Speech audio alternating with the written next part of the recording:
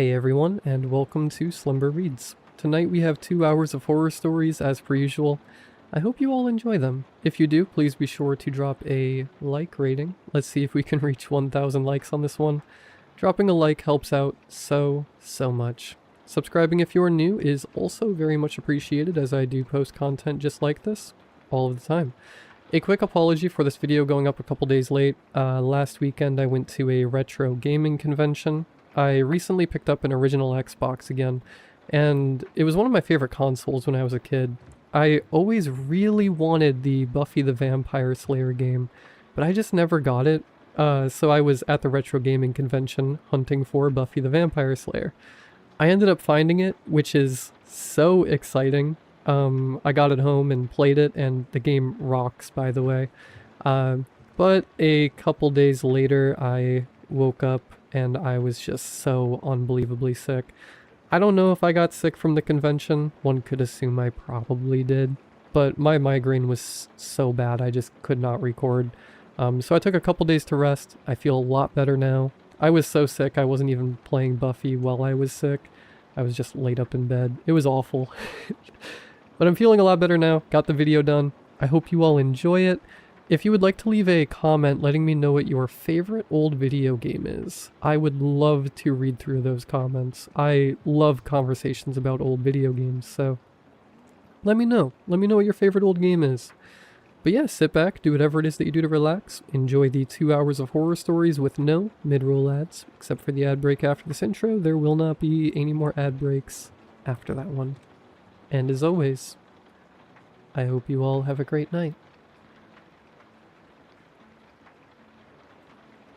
My husband is the perfect man. Every woman I know has told me so. I just found out why. We met 3 years ago. He was everything. Attentive, funny, remembered the name of my childhood dog on the second date. My friends were almost annoyed at how good he was. Nobody's that perfect. My best friend Kara said. I laughed. I should have listened. The wedding was beautiful. The house came next.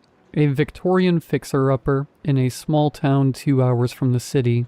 His idea. We need space, he said. Away from all the noise. I agreed. I was in love. I would have agreed to anything. The first year was good. He cooked, he cleaned, he left notes on my pillow. He planned surprise trips. He never raised his voice. He never forgot an anniversary or a birthday or a random Tuesday he declared us day. My mother adored him. My coworkers envied him. Kara stopped warning me and started saying she wished she could find someone like him. I noticed the first thing about 6 months ago. It was small. So small I almost didn't register it. He was chopping vegetables and I saw him switch the knife from his right hand to his left. I said something like, I didn't know you were ambidextrous. He smiled and said, I'm full of surprises. I let it go. But I'd known him for 2.5 years at that point. I'd watched him write, eat, drive, throw a football, open jars, brush his teeth. He was right-handed. He had always been right-handed. Now he was left-handed. Like a switch had flipped. I started watching. His handwriting changed. Not dramatically. The slant was slightly different. The pressure was lighter.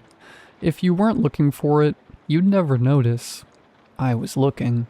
He started sleeping on the other side of the bed. He started taking his coffee black instead of with cream. He started humming songs I'd never heard him hum before. Old songs. Songs from before he was born. Small things, tiny things, a dozen tiny things that each meant nothing on their own. I asked him about the coffee one morning. Since when do you drink it black? He looked at me with this expression I'd never seen before. Not anger, not confusion. Something else. Something circulating. Like I'd asked a question he'd been expecting, and he was deciding which answer to use. Trying something new, he said. New year, new me. It was June. I started keeping notes in a private document on my phone. A list of changes. The handedness, the handwriting, the coffee, the sleeping position, the humming. I added to it every time I noticed something. By August, the list had 47 entries. 47. I know what the number means now, but I didn't then. The dog knew first. We have a golden retriever named Gus. I've had him since before I met my husband. Gus loved him from day one. Would sleep at his feet, would bring him toys, would whine when he left for work. Around the time I started my list, Gus had stopped doing any of that. He wouldn't enter the same room as my husband. He'd freeze in doorways, he'd growl in his throat, a sound I'd never heard him make. At night he'd press himself against my side of the bed and stare at the bedroom door. All night, every night. My husband said Gus was getting old. Dogs get weird in their senior years, he said. Gus is 4. Last month I woke up at 3 a.m. and my husband wasn't in bed. I found him in the basement. He was standing in the dark facing the wall completely still, not moving, not speaking, just standing there like someone had paused him. I said his name. He turned around and his face was wrong.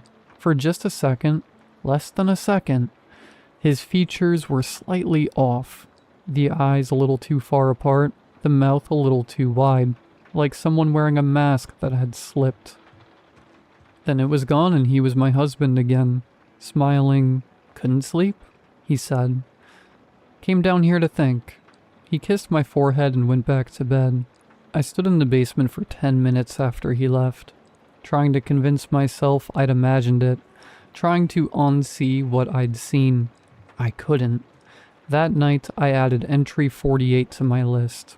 Face slipped. The next morning I called Kara.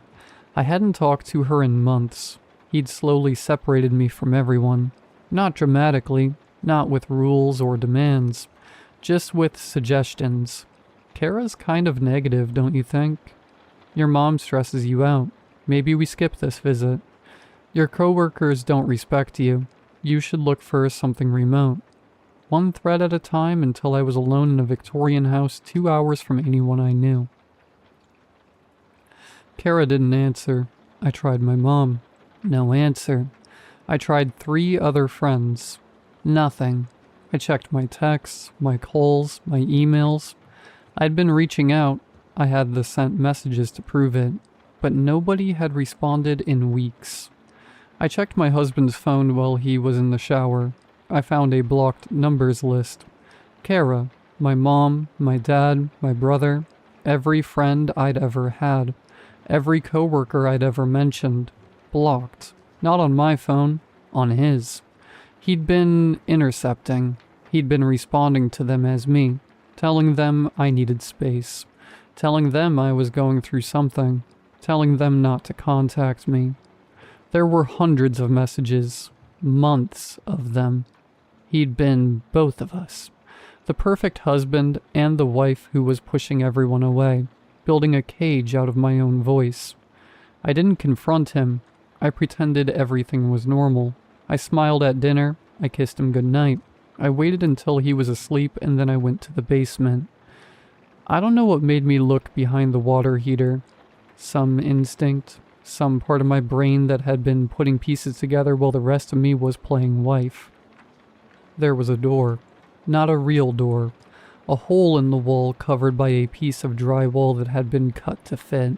Behind it was a space. A small room, maybe 6 feet by 4 feet. Concrete floor, no windows. A single light bulb hanging from a wire. And on the floor was a phone. My phone. My old phone. The one I'd lost at the airport 6 months ago. He'd helped me look for it. He'd been so concerned. He'd bought me a replacement the next day. The phone was still on. It was plugged into a charger that ran through the wall. The screen showed a messaging app, open to a conversation with someone named Collector. The last message was from 3 hours ago. Specimen 47 is fully integrated. Subject has not detected the transition. Recommend proceeding to harvest phase. Estimated yield, 94% compatibility. Previous specimens, 46. Success rate, 100%. Above that were photos, dozens of photos, all of women, all taken without their knowledge, sleeping, showering, reading, crying, living their lives while something documented them. One of the photos was of me, from last night, asleep in my bed, taken from the doorway of my bedroom. I scrolled up. The conversation went back years. There were 46 previous specimens. Each one had a name. Each one had photos. Each one had a final message. Harvest complete. Specimen number processed. Replacement deployed.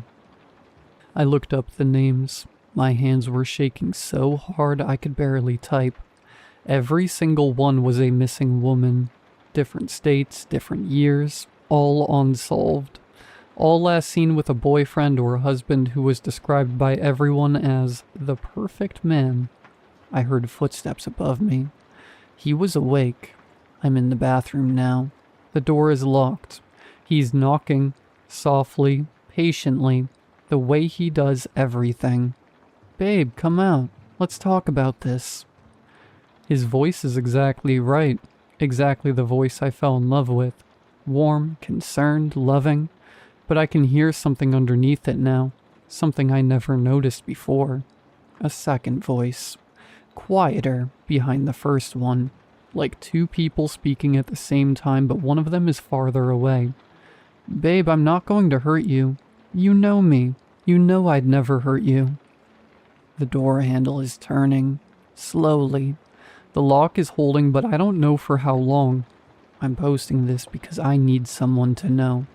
If you're reading this and you're in a relationship with a man who's perfect, too perfect, if he remembers everything, if he never gets angry, if he's slowly separated you from everyone you used to know, if your dog won't look at him, if you've noticed small things that don't add up, check his phone, check the basement, check behind the water heater, and count the changes. If you've noticed exactly 47 of them, run.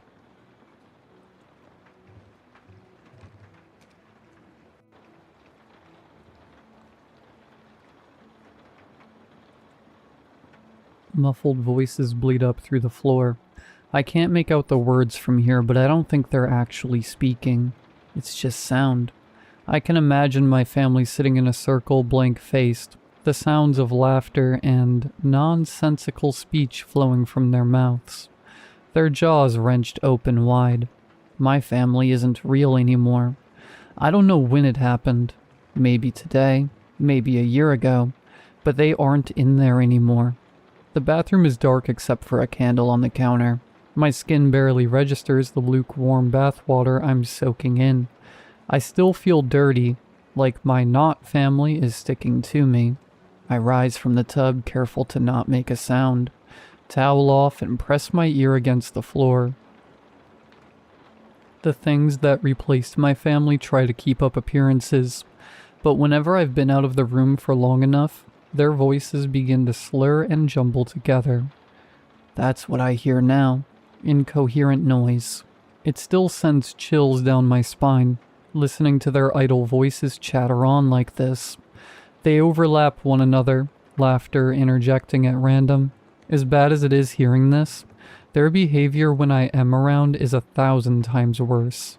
They're all smiles and pats on my back, making sure I'm okay or that I've eaten enough. They don't seem to want to let me out of their sight. A couple hours ago, when I came upstairs to take my bath, they stood outside the door with hushed voices for several minutes until they finally decided to go back downstairs. I decided I'm leaving. I don't drive yet, I'm just 15, but I have a friend about 2 miles away whose parents are on vacation. I don't have a long-term plan, but this'll be fine for now. In my bedroom I pack light, 2 changes of clothes, phone charger, the pocket knife my dad gave me when I turned 13, a water bottle. David will have everything else. My heart is in my throat. If I breathe too loudly, my not family will be at my door, forcing me to pick what we're eating tonight. I shoulder my backpack and slide open the window. The screen pops out easy enough. I toss my bag to the grass below and lower myself out the window before dropping to the ground. The side gate would be too loud to use, so I creep across the lawn toward the back fence. I can use the neighbor's gate on the other side. Peter? It's my mom's voice. I turn just enough to see she's running towards me from the back door, arms as wide as her smile. Just have dinner with me, please. One last time. I'm sprinting as fast as I can, backpack bouncing awkwardly as I go. I jump and pull at the top of the fence, but her grippy hands wrap around my waist and pull. Mexican beef tacos with chili powder and cumin and cilantro for topping. I land a kick in her chest and she falls away with a gasp of pain. Peter! She's crying. How could you do that to your mother, Peter? I almost feel bad. It's her real voice. This thing is using. I pull myself up the rest of the way and take a look back. She's flat on her back, dirt on her blouse, but she's smiling. That thing isn't my mother. Dad and Lily are smiling at me from the back porch, too. I swing over the fence, hurry across the neighbor's yard, and stride out into the street. After a few minutes, I slow to a walk. It doesn't seem like they followed. The whole way to David's, I'm glancing over my shoulder, but they aren't back there. The steady mid-afternoon traffic eases my fear, like there's still something sane in the world. There's a birthday party at the park, and then I'm ringing David's doorbell. Family trouble? I try to act nonchalant, chuckle. Parents are being annoying. He smiles, but it's just a normal smile. Thank God. You have no idea, he says. We're on the couch scrolling when he turns to me. Dude, you seen this? It's everywhere. It's one of those stupid viral rituals. I've seen them in my feed a lot recently. The girl on screen is in a dark bathroom lit only by a candle. She stares at her face in the mirror. She takes out a Sharpie and draws a weird symbol on the glass. I feel like I've seen it before. I invoke the dandelion. Let my hands and legs do your bidding. Let my breath and life be yours forever. She screws up her face, her lips twitching. Then the phone drops to the floor, still pointing at her. She looks scared, eyes darting in every direction. Yeah, so after this she clicked post. I ask. Obviously it's not real, but it has 1 million likes. You know the ad revenue on that? Don't. Just don't. He laughs. Bro, you're such a lightweight. I did it like a week ago. It's fake. I smirk, brushing it off. Yeah, I know. The rest of the day is quiet. After boxed mac and cheese, hot dogs, and a stupid comedy, David heads to bed. I'm on the couch, the moon crawling in through the windows, casting eerie shadows outlined in silver. I keep seeing my mom chasing me across the yard, but it's all messed up.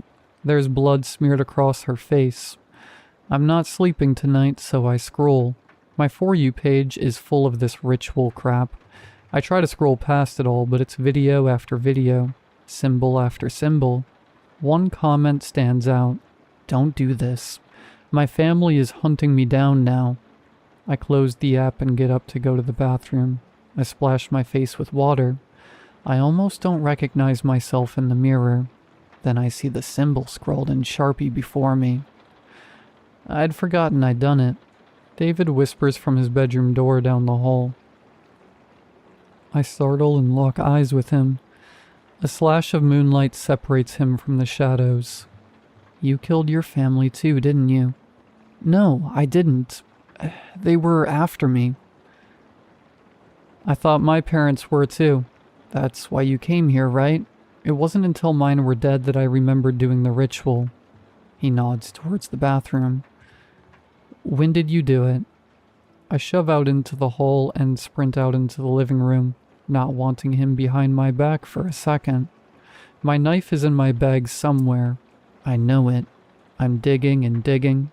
He's slowly walking toward me. Just admit it. Stay back. I can see the evil in his eyes. It felt good, didn't it? Carving into their annoying, pestering flesh. I didn't. My heart is bobbing up into my throat. He chuckles, then takes a deep breath. But you're free now. It's all over. I lay hands on my knife, flick it open and hold it out toward him. Then I feel the layers of sticky, dried blood on its handle. I see the sheen of crimson across the blade in the moonlight. Who did you enjoy killing the most? I see my dad and sister, their throats slit, staring up at me from the back porch. Those jagged red lines are almost like smiles. I see Mom round the house, stumbling toward me across the yard, bleeding from her neck but still alive. Peter, just have dinner with me, please. One last time. She's crying when I kick her in the chest. I see the symbol still scrawled across my bathroom mirror before I bathe their sticky blood from my body. I didn't enjoy any of it. I'm crying now, but it's too late.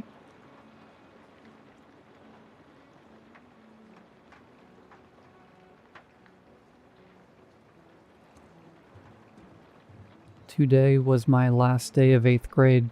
We do this thing called a clap out for the 8th graders to celebrate our last day.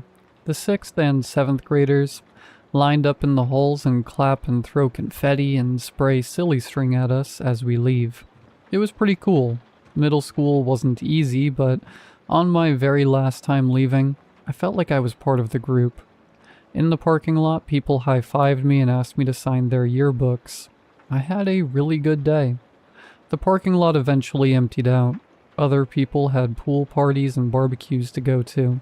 When I finally got up to leave, I looked back one last time. Maybe high school would be better. I was halfway home when I realized I forgot my stupid retainer in my gym locker. I remember the time I accidentally threw it out. My mom made me dig through the trash to get it. I said it was gross. She said it was expensive. I headed back to school. There was only one car in the parking lot by the time I got back. It started to rain. So much for those pool parties and barbecues. The doors were still unlocked, but the halls were completely deserted. Mounds of confetti, silly string, and papers littered the floor. The lights were half off, flickering a little. An hour ago the place felt like a party. Now it made me feel weird. I thought there'd be a few teachers around, at least the janitor cleaning up. I got that feeling where the back of your neck tingles. I really wanted to go. I'm not sure why. As I turned the corner, I heard a faint noise. I realized it was singing. My walk turned into a jog. With each turn, the singing got louder and louder. I came to a stop right outside the locker room. It was coming from inside. The hair on my arm stood up. Then I felt kinda stupid. It's just music. I remembered how kids made fun of the janitor for listening to old people music on a little portable radio. I calmed down a little. He was probably sweeping in there. I looked at the massive mess all around me and felt bad. I pushed open the door. The room was empty, but the tinny music got louder with every step. I peeked around the corner. The wheelie garbage can and push broom were abandoned right in front of my locker. Where was the janitor? I don't know why, but I was hoping I could get in and out without seeing him. I crouched and grabbed the handle. My stomach dropped. The cold metal vibrated against my fingers. The music was coming from inside my locker. The skin on my neck prickled. I had to open it. In a messed up way, I had to know what was in there. Plus, if I went home without my retainer, my mom would kill me. I lifted the handle. The radio was in there. So was the janitor. His legs were crushed and folded up behind him the wrong way. The soles of his sneakers were up by his ears. One of his arms was twisted back at the elbow. His neck was bent at a right angle. His eyes were open. I thought he was dead. Then he took a deep breath and smiled at me. "Hey, kid," he said. I panicked and grabbed his hand. I thought someone had shoved him in there. I had to get him out. I put all my weight back on my heels and pulled, but he was stuck. He laughed at me. "You're going the wrong way." His rough hands dug into mine. "There's enough room for you." He hauled me forward. I stumbled and my face slammed into his crumpled torso. He was damp and smelled sour. His chest jiggled as he laughed again. "That's the spirit," he said. He wrapped his arm around my head and tugged me halfway into the locker. My head hit the cold metal in the back, and I heard a crack in my neck. I literally saw stars. I thought that was just in cartoons. I wanted to scream, but nothing came out. I thought about the one car in the parking lot. No one would hear me anyway. I'm a freshman now, I thought. I'm getting out of here. I drove my knees into the frame of the locker as hard as I could. I tasted blood in my mouth, but I didn't care. The janitor laughed and laughed, until I tore myself free and landed hard on the tile floor. He frowned. "Fine, go," he said. Then he pulled the locker closed. Inside, he sang along with the music. "When times get rough and friends just can't be found, like a bridge over troubled water, I will lay me down." Outside, the rain had passed. The air was dense and muggy, but it felt fresh to me. The single car in the parking lot roared to life. My 6th grade English teacher waved as she passed and pulled away. Then it was just me. In the quiet, I swore I could still hear him singing. When I got home, I told my mom I stepped on my retainer. She yelled at me, but I didn't care. I'd rather be grounded than stuck in middle school. Forever.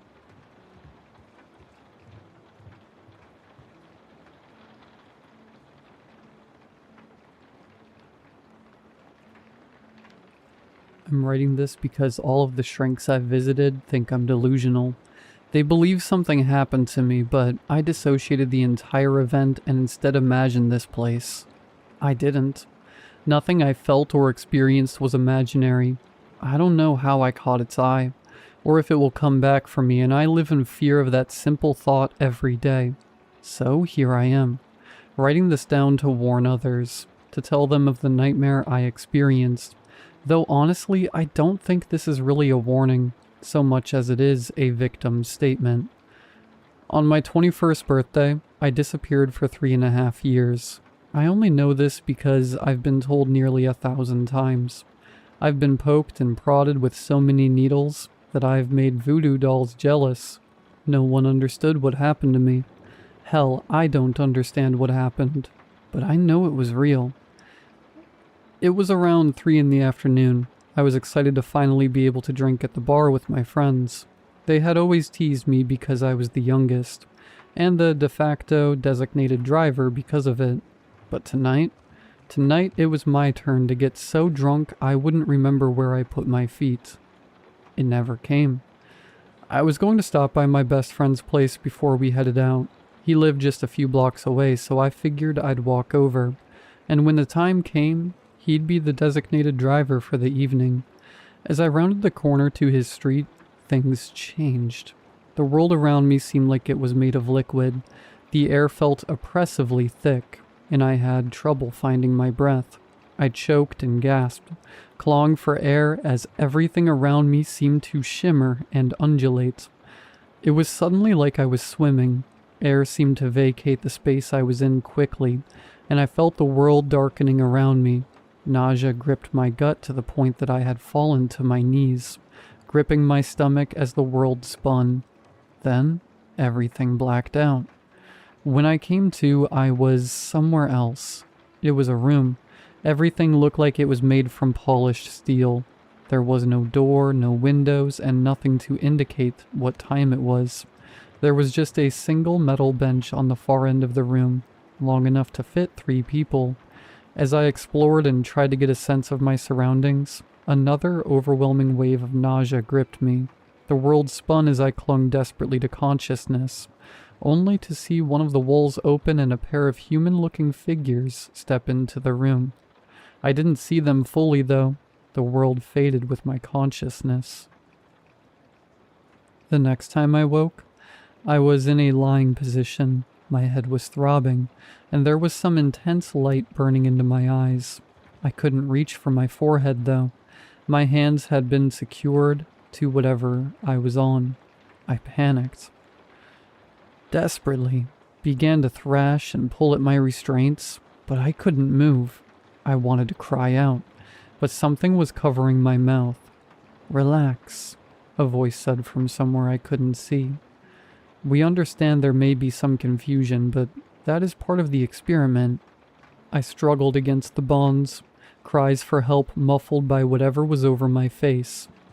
"This will go far more smoothly if you just relax," the voice spoke again. "We cannot accurately determine the level of stress you are under if you are already under so much of it." It was cold, clinical. Finally, something entered my vision. I wanted to scream when I saw it. I wanted to deny it was real, but I couldn't. It had no face to speak of, just a mass of flesh with what looked like a long, thin line traveling from top to bottom. The top of its head was crowned with strange, fleshy tendrils that opened to small rolls at the end of each. I counted 5 on the thing's head as it seemed to regard me. This will, unfortunately, be quite painful. However, it is of utmost importance to us that in the end you answer honestly. Hampering our experiments will only lengthen the process. For this reason, we recommend you comply. There was a click, and whatever covered my mouth was removed. "What are you? What is this place? I didn't sign up for whatever your experiments are." "Most test subjects don't volunteer to be tested upon." The thing spoke, but it had no face. There were no moving lips. I think it was at this point that I realized it wasn't talking to me. It was thinking at me. "Let me go, just let me go, and we can forget this happened," I begged. "That would yield unsatisfactory results," it replied. "Now, I would recommend preparing yourself, but we are unsure how prepared you will be able to make yourself." The soft electrical hum of machinery filled my ears as I felt my arm beginning to move on its own. The machine extended it outward at first, so that it was parallel with my shoulder. It conducted a few more experiments, testing this range of motion in my arm. Then the machine started to bend downward. Before I could call out, before I could tell this thing to stop, my arm snapped, broken in two like a branch, the bone spiking from my flesh. I screamed. Agony flooded my system. Adrenaline flooded my veins. My breath was suddenly ragged in my chest as I fought back tears, groaning in absolute anguish. "Please, explain what you are experiencing," the entity demanded. I could only scream. Pain flooded my system, and all I could think about was how much it hurt. "On a scale of 1 to 10, please rate your pain." It kept going, completely ignoring my screams. Eventually, shock started to settle in. The pain was still there, but I could think. "It's an 11. Is that what you wanted me to say? Will you let me go now? You broke my arm. You have your data." The creature tilted its head as it looked at me. "We have only just begun our experimentation. You are already unable to continue." Yes, for the love of God, I cannot keep going," I begged. "Please, please, please, just let me go." There was another click, and soon my other arm snapped, sending agonizing jolts of electric pain through my body again. Again I screamed. Again I was racked with agony. "Please, please, for the love of God, let me go." The entity regarded me the same way. Cold, methodical, like a scientist taking notes on a lab rat. Because that's all I was. I was a lab rat, a toy, and this thing was gauging what it felt like when it broke me. My leg was next, and again the pain was excruciating. I passed out at this point. The world went white around me as my body tried to cope with the sheer amount of trauma it was being put through. Evidently, though, these things had something for that too. I snapped back awake as it broke my other leg, the creature watching with some sort of bizarre fascination. At least, I think it was. There was no real way for me to determine what this thing was doing. At this point, your body has suffered severe trauma. The levels of pain you are experiencing will have flooded your body with extreme levels of adrenaline. If it weren't for the fact that this thing was talking in my head, I wouldn't have heard it through the haze of suffering it cast over my thoughts. Another click. Another whir. I felt my head being pulled upward. The pain in my neck was growing more intense as the machine continued to pull. Then suddenly there was nothing. No pain, no voices, no anything. The world around me faded and there was black. That was the first time I died. I woke on the ground an indeterminate amount of time later. No broken bones, no bruises, no cuts, nothing.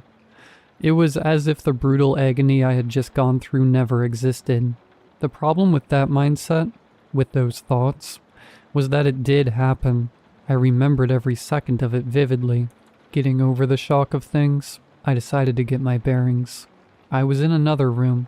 From what I could tell, there was a bench, much like the one I had seen when I first arrived in this place, and everything was that same polished metal.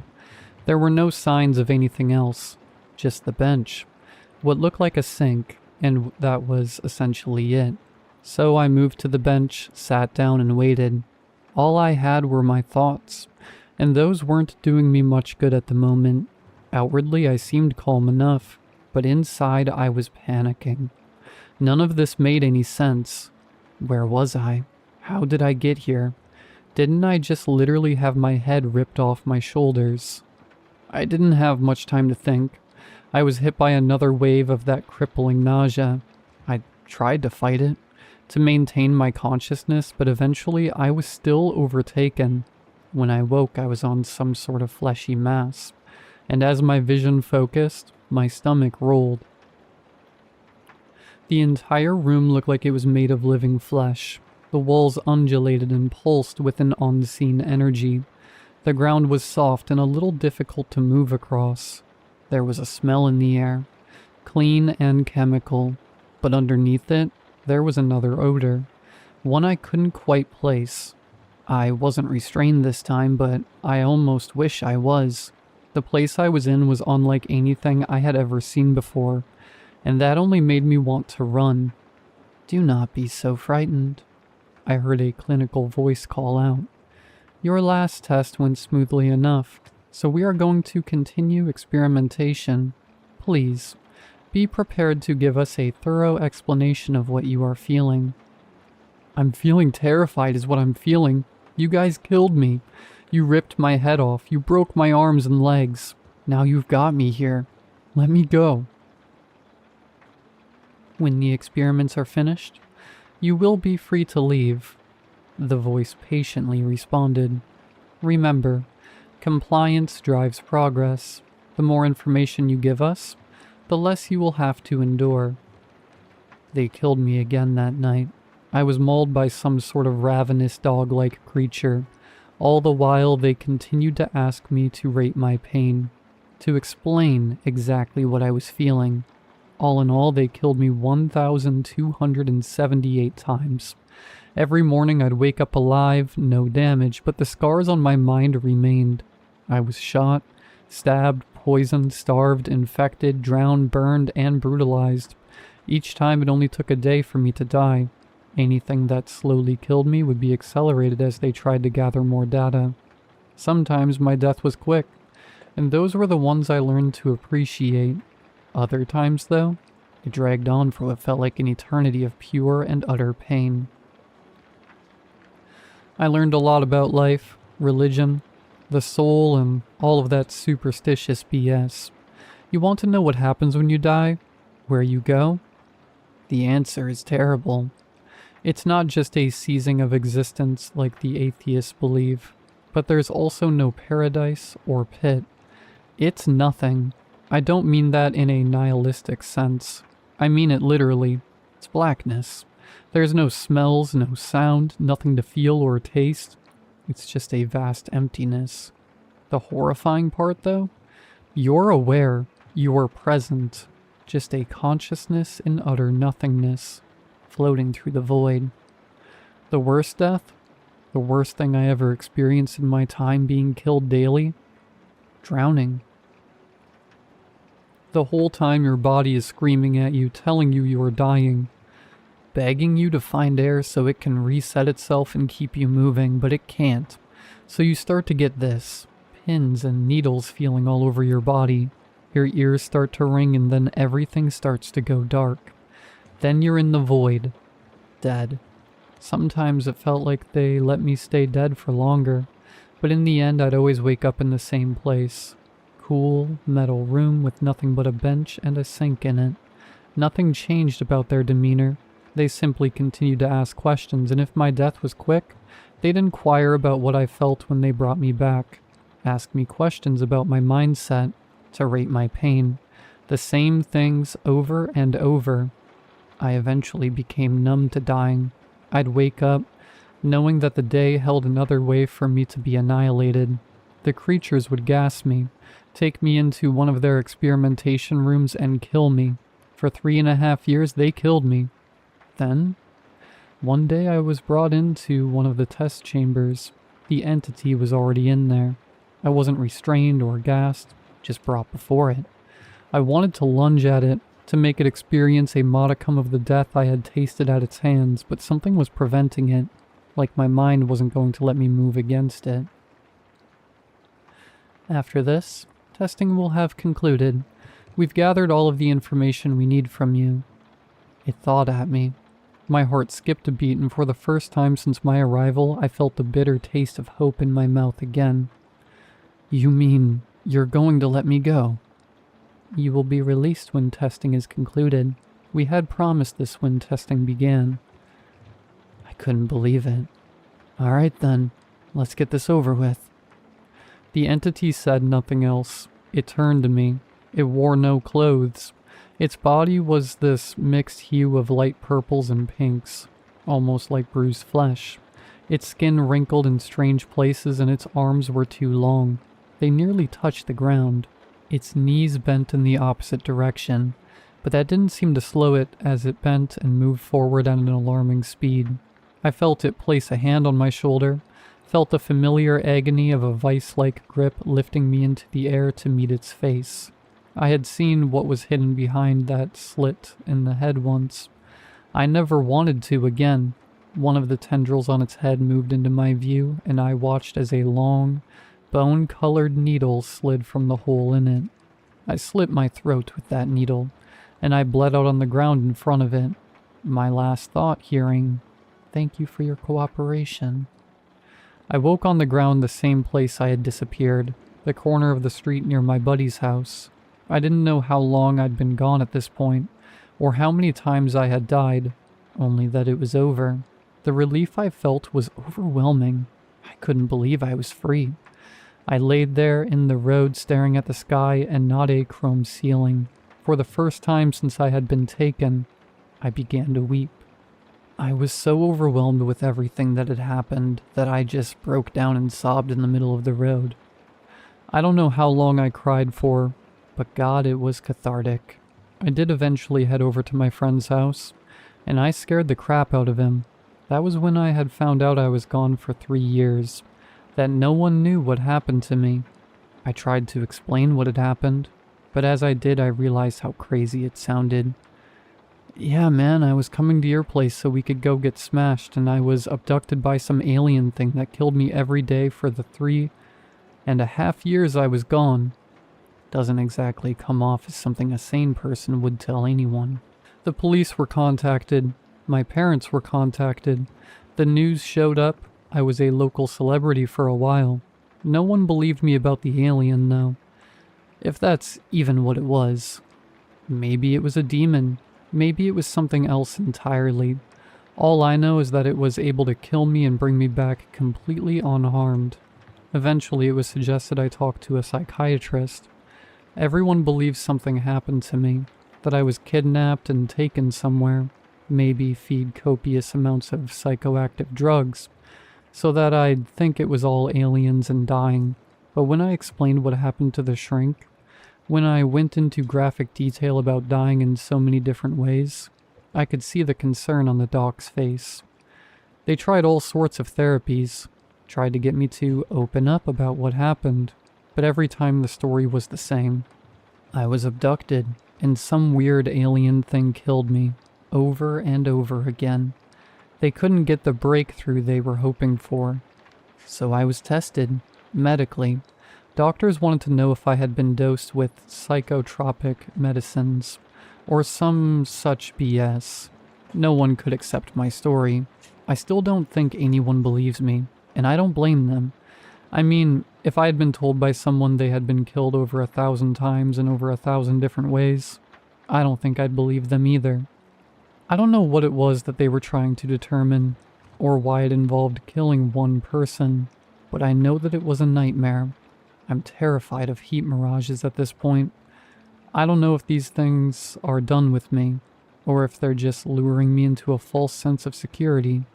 It doesn't matter though. If they came again, I couldn't stop them. And if they come for you, you won't be able to stop them either.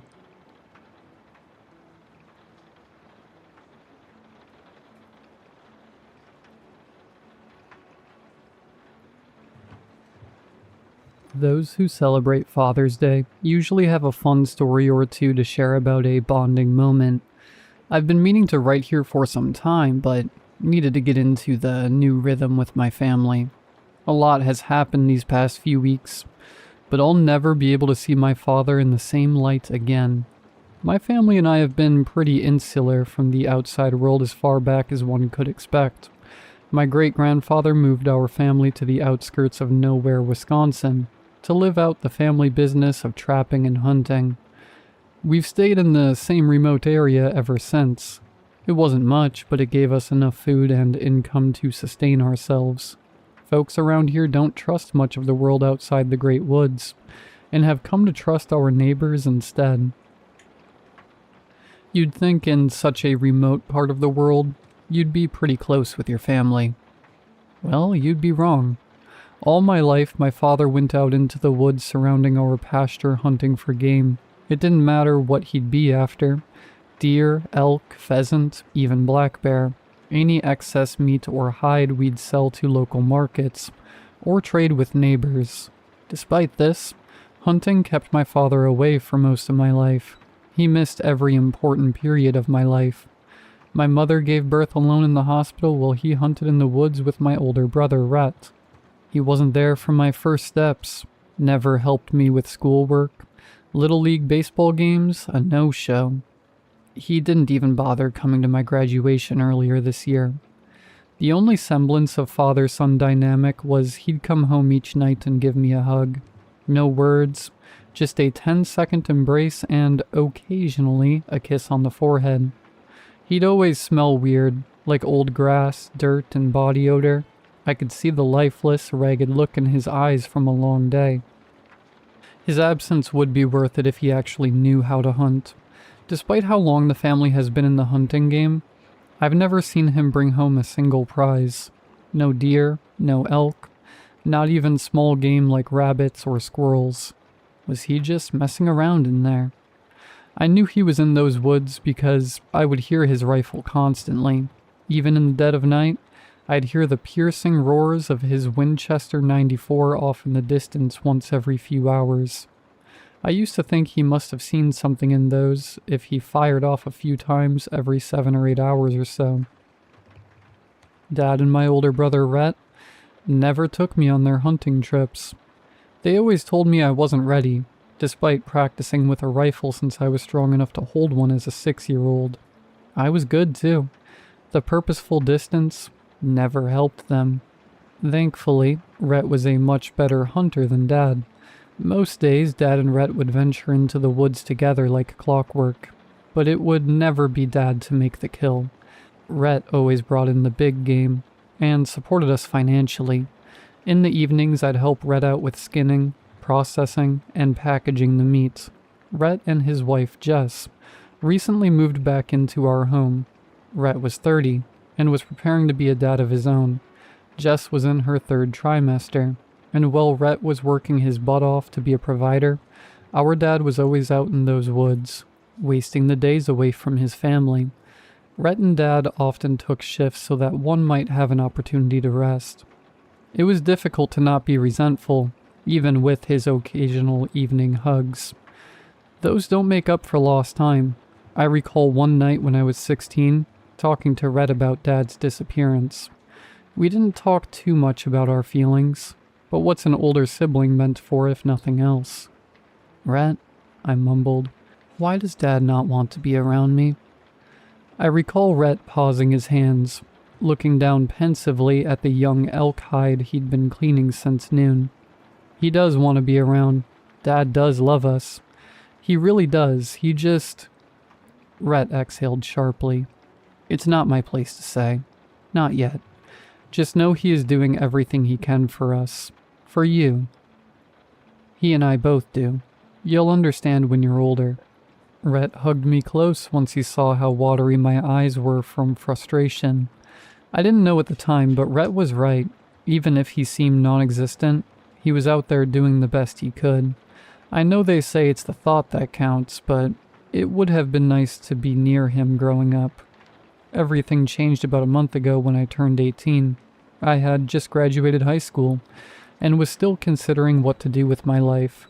I initially wanted to join the family business and hunt alongside my brother, but if I couldn't join in, maybe go off to community college, make a name for myself, make Dad proud that I became something other than some Voyager wannabe in the Midwest. Last month, in the early morning while Rhett was out in the woods hunting, Dad came into my room. Time to get up, Will. Get dressed. There's something I need to show you. I got up groggily, waking up with another head full of messy brown hair. What do you want? I'm not in the mood today. My dad sat at the foot of my bed. I know it's been hard. It's difficult for me to explain, but there's a reason I'm always off in those woods. I think you're old enough now to understand better. Just know that whatever you're about to see, I've done it for you. Rhett's been pushing me to take you out into those woods earlier, but he knows my reasons for waiting. Happy birthday, son. It's time I took you hunting and taught you our family business. Great. Finally 18. And my first gift from my father was work. Something felt off, though. Dad always seemed weary, but never this invested into my own personal life. I grabbed my jacket, brown cargo pants, boots, and got out the door. For the first time ever, I went hunting with my dad. Our trek into the big woods took over an hour. Pine trees loomed over us, blocking out the sun as we ventured further and further out into the woods. It was pretty barren, and we never ran into or saw any animals worth shooting. Eventually, we reached a tall deer stand used for hunting with elevated range. The tower stood several meters over the ground, standing solidly in place by the massive iron poles and wire anchoring the structure to the earth below. The windows were covered by camouflage blinds, blending the box-like structure into the spring foliage around it. The only way into it was a shabby wooden ladder. It was a bad time to admit to my dad that I was afraid of heights, but I wasn't about to blow my one chance. Entering the hunting stand, I was sat amazed. Hundreds of pictures lined the walls inside the room. Some recent, some old. Family pictures. Looking closer, I realized they were pictures of important moments of my life. Pictures of me as an infant, me wearing an oversized Little League uniform before my first game. Pictures of me in bed sleeping as a toddler, my first bath. Church events, all with me front and center. Mom and Rhett were in them too, but it was clear that I was the focus of this collage. Dad? What is all this? He looked at me, smiling softly. Will, I know I haven't been around too much. Not spending time with you, not seeing you crawl as a baby, not being there for your first steps. Seeing you grow, it was heartbreaking. All I want to do is protect you, but... He paused, voice cracking. There can only be 2 hunters at a time for this thing, and I didn't want to subject you to what I've had to do these past 18 years. I'm getting older and I want to spend time with you. The real you. And I can't keep doing this forever. It's time you take over. Dad, what are you... I was interrupted by a hollow cracking noise coming from the woods. It sounded far, like a dead tree falling down. Only there was no loud crash, just more cracking. Hold that thought, son. Let's get this done quickly. I've fixed the rifle at its head. I need you to see what I've been hunting all these years. I shimmied over towards the rifle. It was postured with a metal rest, fixed towards a dark region out into the woods. Looking through the scope, my heart dropped.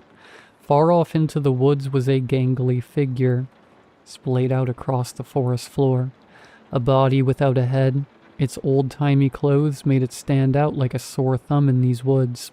Whoever this was, they wore corduroy pants, an ivory-collared shirt buttoned all the way up, and a dark gray, withered suit jacket one might see in a production of Oliver Twist. I jolted backwards, twisting my head so fast it almost gave me whiplash. Jesus, Dad, what is that? It's not what it looks like, son. Look closer, son. What do you see? In horror of the fact my dad could be a murderer, I turned back around through the scope. He was right. Looking closer at his arms, it seemed human-shaped, but I've never seen forearms extend that far past a man's knees. Its middle finger was noticeably longer than the others, all 7 of them. Its knees were off too, not inverted like a dog or a bird. Its knees were splayed perpendicular to its torso. Strangely enough, its corduroy pants seemed to be tailored specifically for whoever or whatever this was. The cracking noises persisted. It took me a minute, but it was apparent that the shifting sounds were emanating from the mysterious corpse. What exactly am I looking at? Son, the rifle should be aimed directly at its head. No matter what you see, I need you to pull the trigger. Waiting too long will only put us in danger. What? Dad, please, what's going on? I don't... The body shook viciously, its headless frame spasming on the forest floor, crunching with each jerky motion. Now, Will, the second you see its eyes, pull the trigger. I grabbed the rifle, trusting the man I once barely knew in a situation I barely understood. Peering through the scope, I saw what he meant. The top of its skull was slowly reforming. It would be inaccurate to say it was regenerating, like a lizard growing its tail. Instead, the bloodied mud and earth beneath its wound seemed to slither towards the headless corpse's neck, forming first into an oblong shape, and morphing slowly into what resembled a skull, a human skull. Do you see its eyes, Will? I could feel my heart pounding, watching whatever this thing was slowly creep its way back to life. Its massive middle finger began twitching, whipping backwards towards its forearm like a scorpion's tail. Its chest began lifting up, breathing, its ribs almost piercing the white shirt it wore. At long last, the head had returned. Its long neck seemed to struggle, lifting its head up slowly. I've seen freaky monsters in comic books and movies, so I was expecting the worst, bracing for whatever this beast was. Its face shot right up while reclining. Dark blue eyes met mine. It spotted me instantly, as though it knew exactly where I was. There was something familiar about its gaze, though. Looking closer, I realized it had my face, down to every minute detail. What the... Now, Will, yelled my dad, sitting right beside me with his binoculars. Take the shot now. The not-me's face bellowed out a hollow noise, like a broken siren, its voice piercing my brain, though it spoke no words. Its arms slowly dragged up, bracing itself to stand up. I pulled the trigger. The bellowing stopped. I closed my eyes while pulling that trigger, but there was no mistake. Its head was blown clean off. There was a minute of silence between my dad and I. Dad broke the silence first. Good shot, son. We spent several hours up in that box. He explained everything that night. Whatever that thing was, it had been following our family for generations. Dad thinks it's an alien. Our great-grandfather called it a doppelganger. Whatever it was, it used the visage of the youngest man in our family. It left unattended. It would sink closer to whoever's face it wore. It never reached any of our family members because each and every day, 2 members of our family would go out and hunt it down. Its body barely took any damage, aside from the head.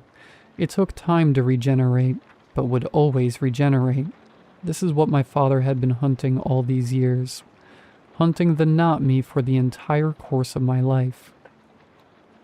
It was difficult, you know, my dad began. When you were born was one of the happiest days of my life. I chuckled. More than when Rhett was born? He laughed. Don't get too cocky. Before Rhett, that thing wore my face.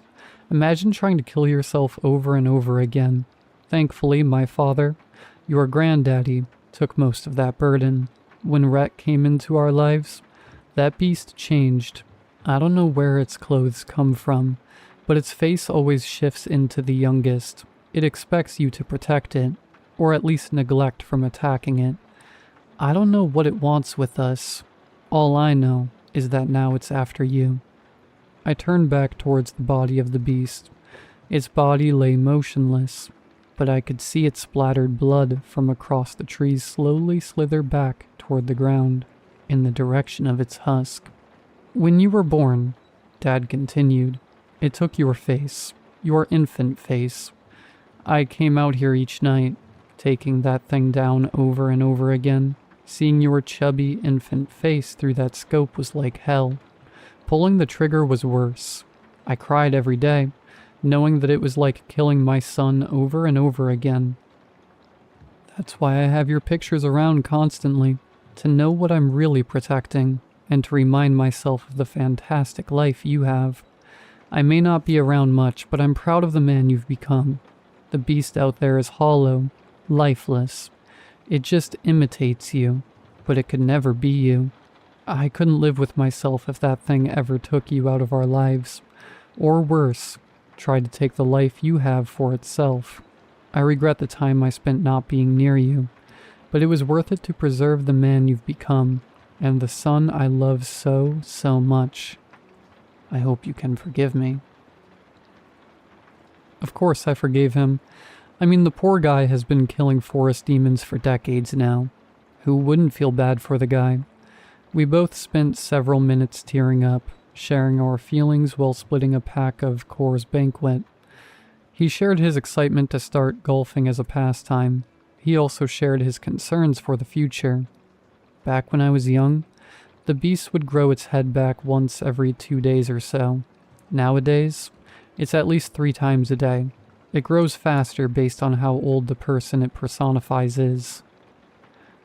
I was hesitant to start hunting this thing down each day, but I was happy that we got to hang out more. While he'd be around, he shared with Rhett and me that it was time for him to retire. There can only be 2 hunters at a time, boys. He constantly harped at us. Apparently I had an uncle at some point who tagged along with Dad and our grandfather as a third wheel. It didn't end well for him. When I'm not busy hunting, I get to hang out with my dad. Now that he's around the house more, we've gotten to catch up on a lot of lost time. Turns out he's a massive Red Wings fan, just like me.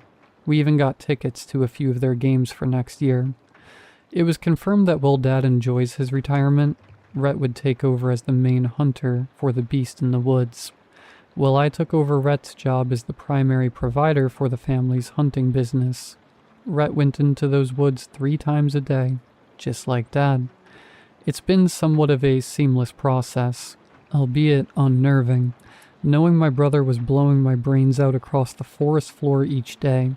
Things will be different now, though. Just this morning, Rhett's wife went into labor. They had a happy, healthy baby boy with dark blue eyes, a short nose, and dark brown eyebrows. A face that Rhett would soon grow uncomfortably familiar with.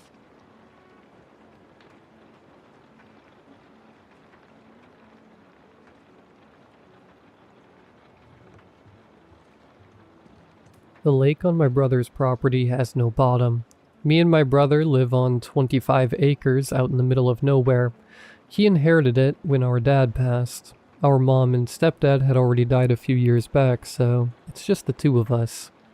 When I say out in the middle of nowhere, I really mean out in the middle of nowhere. A 30-mile drive to the nearest grocery store, 40 to the nearest big city, but we like it. It's nice and quiet. My brother Carl is an artist, not an artsy artist. He does design work for big companies out on the east and west coast. Does all his work on a computer. He can work from pretty much anywhere that's connected to the internet. Now, it costs quite a bit to get internet in the middle of nowhere, but it's possible, and he can more than afford it. Me? I'm Jake. I'm a shiftless, no-good, lazy layabout. At least that's what my stepdad always said. My bio dad, when he wasn't being an abusive drunk, would say pretty much the same thing. That's fine. I've made my peace with it. I keep busy by taking care of the place, doing the lawn care, the maintenance, painting, all the crap work that needs to be done. We have a pretty simple life. The strangest thing about this place is the lake. Well, it's actually just a glorified pond. It's about 80 feet across, and almost a perfect circle. Sinkhole, I'd guess. It's way out on the edge of the property past the gazebo. Officially, it's known on the maps as Lake 224, but everyone calls it Gasper's Lake, after some fella that lived here like 100 years ago. The water is unbelievably clear, way more clear than I would have ever expected, and deep. The thing is, I have no idea how deep it is. I heard rumors in town that it's bottomless when we first moved out here, but I paid it no mind. But you can't see the bottom at all. One summer, I had a fella from the state fish and game department come out and stock the lake with fish. I thought I'd do some fishing that fall, but it just didn't take. Don't know how or why, but come fall there wasn't a fish to be found. Didn't make any sense. If they'd died, I'd have seen them floating, right? Another thing is the light. Sometimes at night I could swear I see a glow come up out of the water. I got a nice little setup. I'd sit at the gazebo until late in the evening, grilling bratwurst and sipping cold beer from the cooler. But on the way back, that glow. A color that's just not right, you know? Not bright or anything. You can just barely notice it. But it's there. Anyway, my brother doesn't care about any of that stuff. He's got no sense of adventure, no curiosity. He's all about deadlines, meetings, and products. Sometimes he'll fly out from the local airport on a puddle jumper to go see a client, and leave me out here for a week or two. You'd never get me on one of those tiny single-engine planes. I kind of get the feeling he's embarrassed of me, but whatever. He flew out to North Carolina, or maybe it was Virginia, one week, and I had the place to myself, so I called up Earl. He's my drinking buddy. I called up Earl and said to him we're gonna find out how deep Gasper's Lake really is. He brought over his John boat, and I'd say about 300 feet of half-inch nylon rope. We were going to be real scientific about this. I tied a cylinder block to one end, and we marked off the rope in 10-foot sections. He backed his truck up to the water, and we got the boat in, and headed out to the center of the lake, and dropped the cinder block over. I figured it'd bottom out at 50 feet or so, but no. That rope just kept flying right on out. 50 feet, 100 feet, 150 feet, just kept going. Maybe we should tie it off, I asked. Yeah, that's probably a good idea, he replied. We got the free end of the rope tied off around the cleats and watched the rope keep spilling out. Every bit of the rope played out, and the boat resonated with a loud thunk. I pulled the rope a bit up out of the water, and could feel the weight of the cinder block on it. Earl? I paused. Earl, there's not any way this lake is 300 feet deep, I said. No way, he nodded. What the actual hell? We gotta get more rope, I said. My uncle's got a full industrial spool of half-inch nylon rope. 1,000 feet. There's no lake anywhere around here that's 1,000 feet deep, Earl replied. I grabbed the rope and started to pull it up. It was going to take a minute or two to pull it back up on the boat. Earl started winding it up as it came in. I got about 50 feet of it on board when it just stopped. Like just dead stop. I leaned back and pulled harder. Nothing. It felt like the cinder block had gotten caught under a ledge. I wrapped the rope around my forearm and gave it one good heave. Hung up on something? Earl asked. I guess so, I started to say when the rope tugged back. Hard.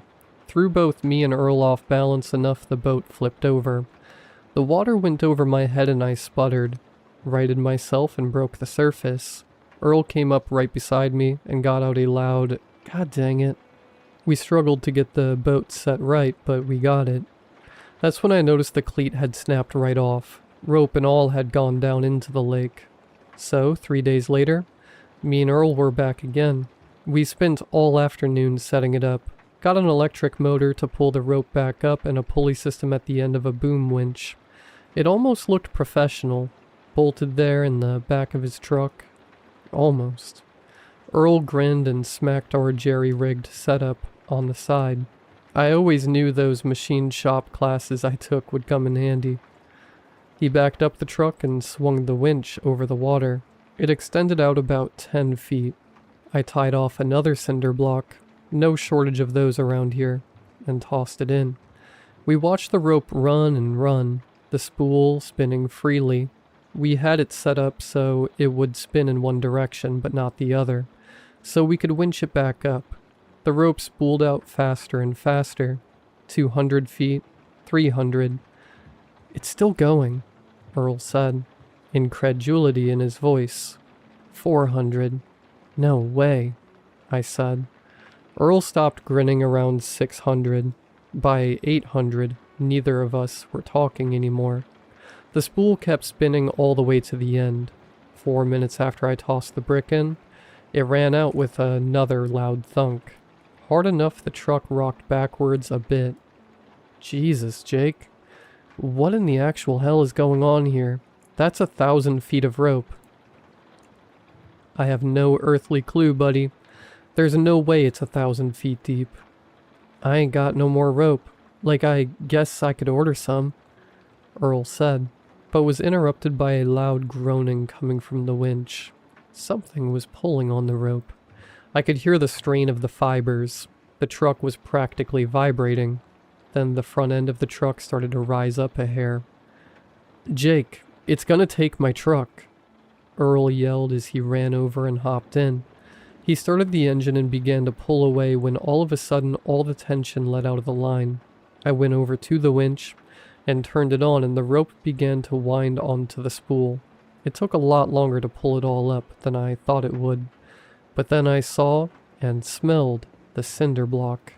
It was covered with a dark, glistening slime, something the color of rotting leaves mixed with oil, and it stank like, God, I don't know, a squished bug mixed with kerosene. I cut the line and let the brick drop back into the water. No way in hell I was touching whatever that was. Earl pulled his truck up away from the edge, got out and came over to where I was staring at the water. A camera, he said. What, like an underwater one? I asked. Yeah, I know a guy. He's got an underwater rig. A little robot submarine. He uses it to inspect bridge pilings, dams, and culverts for the state. It's rated down to 1,500 feet, but it usually doesn't get used that deep. Got lights and a camera. You can drive it around, he said. Sounds like a plan, I said. But Earl, I paused. Isn't this more than a little bit weird? Like even for around here. Maybe we should call somebody. I don't know. Like an official? Jake, this is the most interesting thing that I've been mixed up in since Farmer Brindle's two-headed goat got loose in the dollar store. Look around. Nothing happens around here. I nodded. This place wasn't known for its excitement. I'm gonna call him. Get it out here, he said. I've got an old VCR we can hook it up to. Record what we find, I replied. Earl nodded. Good idea. The next couple of days passed without incident. I spent the time power washing the garage. I know, high excitement. but it's got to get done. Earl pulled up in his truck the next afternoon. It really was a pretty cool setup. The sub was about 4 feet long and had lights and a camera on the front that could be panned around remotely. We tied it off to the winch with the nylon rope. It had its own coil of cable for the camera that we sat on the tailgate. I made sure it had a full charge, Earl said, manhandling it out of the truck. It'll give us at least a couple of hours. Getting in the water took longer than it should have. The thing was heavier than it looked, and we kept second-guessing which end was supposed to go in first. I think the camera end goes in last, I said. That doesn't make any sense. How's it gonna see anything pointed in the mud? I didn't say pointed at the mud. I said last. As in, we lower in the tail first. Earl looked at me. That's the same thing. We went back and forth on it for a while before we figured out it didn't matter. The thing would right itself once it hit the water. We felt pretty stupid about that. Alright, easy now, Earl said. As we walked it to the edge, it was awkward. No good place to grip it. For God's sake, Jake, don't drop it. That thing probably cost more than my truck. We got it in without dropping it. Barely.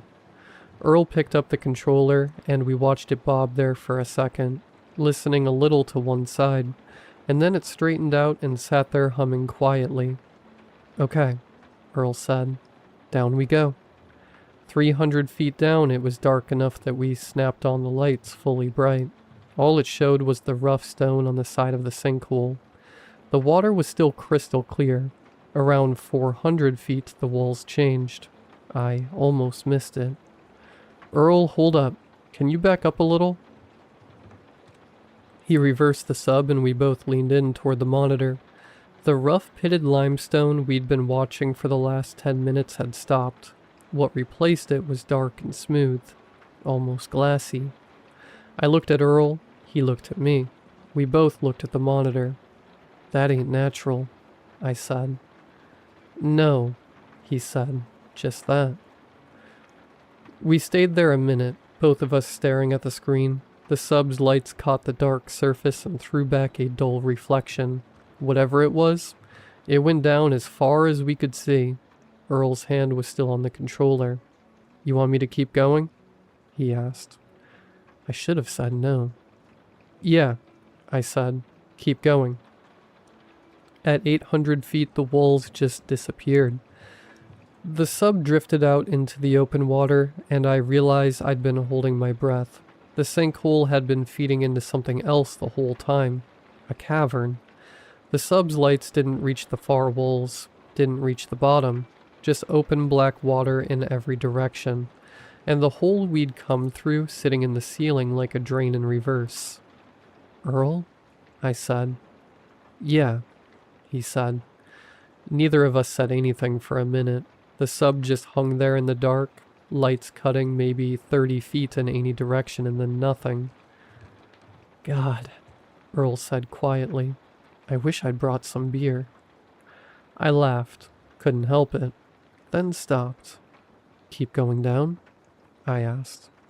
He already was. Can you point the lights down? I asked. Earl adjusted the controller and the sub nosed down slowly. The light swept across what I thought was the bottom of the cavern, and I squinted at the monitor. Something was down there. A tangle of shapes, thick and dark and piled on each other like cable left in a heap. What the hell am I looking at? Earl said, mostly to himself. The sub drifted lower. The shapes resolved a little. Thick as tree trunks, some of them thicker, coiled loosely over and around each other, tapering at the ends, widening in the middle.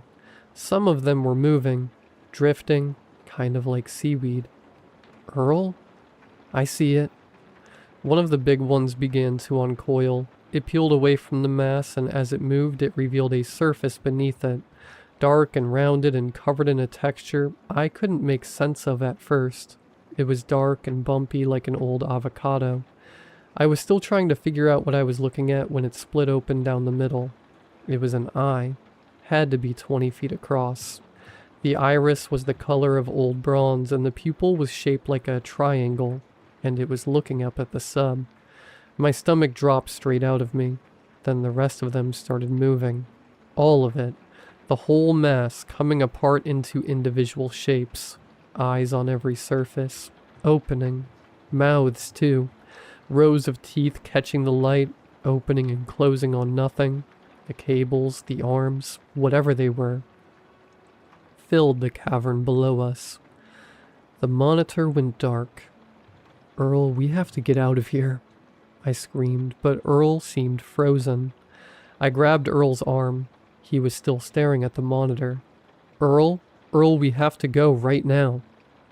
The surface of the pond began to swell and boil, whirlpools and waves churning around. He blinked, came back. We ran for the truck. We dove in and Earl started it up, but we didn't make it 20 feet before the back end lifted. It had come up fast. Nothing that big should move that fast. The tires left the ground and Earl screamed something I couldn't make out over the sound of the frame starting to give. I had opened the door and jumped out without even thinking about it. The ground came up quick and I landed with a wet crack as my ankle snapped. From the ground I could see the truck maybe 30 feet up, wrapped in something that looked like a giant black and glistening worm, being pulled toward the water. Earl was still in there.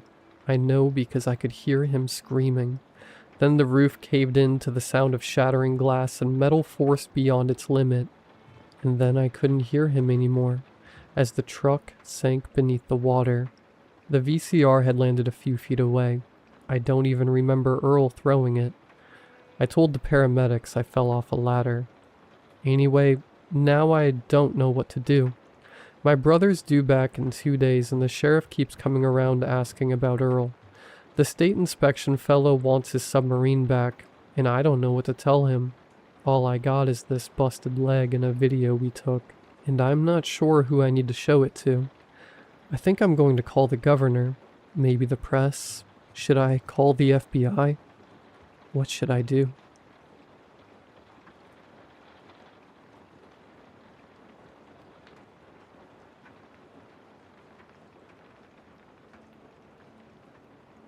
I don't know how to start this. I've been staring at my screen for 20 minutes trying to figure out where exactly things went wrong. Maybe it started the night of the accident. Maybe it started before that. I honestly don't know anymore. My name doesn't matter. What matters is that 3 months ago, I had a perfect life. Sarah and I had been married for 6 years. 6 quiet, boring, beautiful years. We lived in a small house in Denton Street. She worked at a school. I worked from home doing accounting stuff. We had a cat named Biscuit. We watched movies on Friday nights. We argued about who left the kitchen light on. Normal. Everything was so normal. Then came October 14th. I was driving home from my cousin's place around 11 p.m. Rain was coming down heavy that night. I remember the wipers going like crazy and the road looking like a black mirror.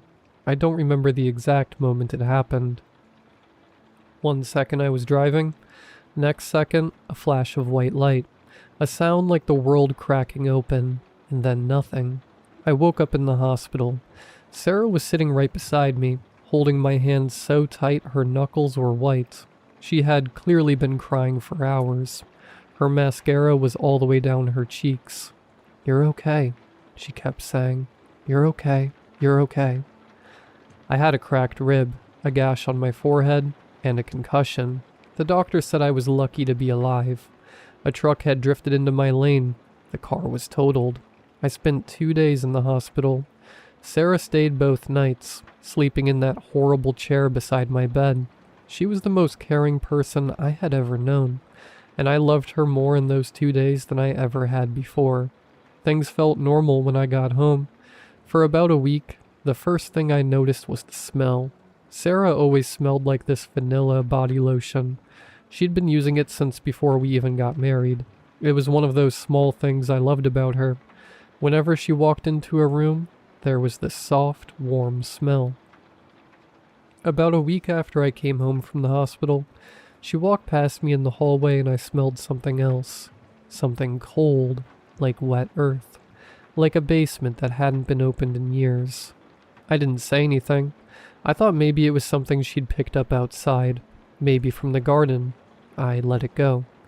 But it kept happening. The second thing was the way she slept. I've slept next to Sarah for 6 years. I know how she sleeps. She always curls up on her left side facing away from me, with one hand tucked under the pillow. Always, without fail. About 10 days after the accident, I woke up at 2 a.m. for no reason. Sarah was lying flat on her back, completely straight, arms at her sides, eyes closed. She wasn't snoring, she wasn't shifting, she wasn't doing anything. She looked like she was laid out in a coffin. I told myself, people sleep in weird positions sometimes. I rolled over and closed my eyes, but the next night, I woke up at 2 a.m. again. Same position, flat, still, arms down. I put my hand near her mouth to feel if she was breathing. She was, but just barely. Tiny little shallow breaths. I didn't sleep the rest of that night. I want to say something here because I know how this sounds. I was not going crazy. I had no history of mental illness. Yes, I had a concussion, but the doctors had cleared me completely. I was not imagining things. I know what I saw. The third thing was the photographs. Sarah loved photos. Our house is full of them. Framed pictures on every wall. Our wedding, our holidays, random Tuesday afternoons she found beautiful enough to capture. She's always been like that. One evening I was dusting the shelves in the living room and I stopped in front of our wedding photo.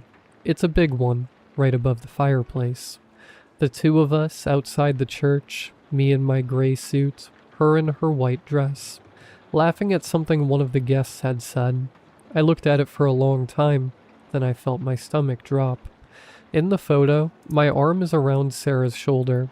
Her hand is up near her face, laughing. Everything normal. Except, Sarah's shadow on the ground behind her was pointing in the wrong direction. My shadow stretched behind me away from the sun. Normal. Her shadow pointed toward the sun, toward the light. Shadows don't do that. Shadows can't do that. I took the photo off the wall.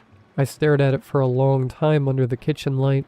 I told myself it was a camera trick.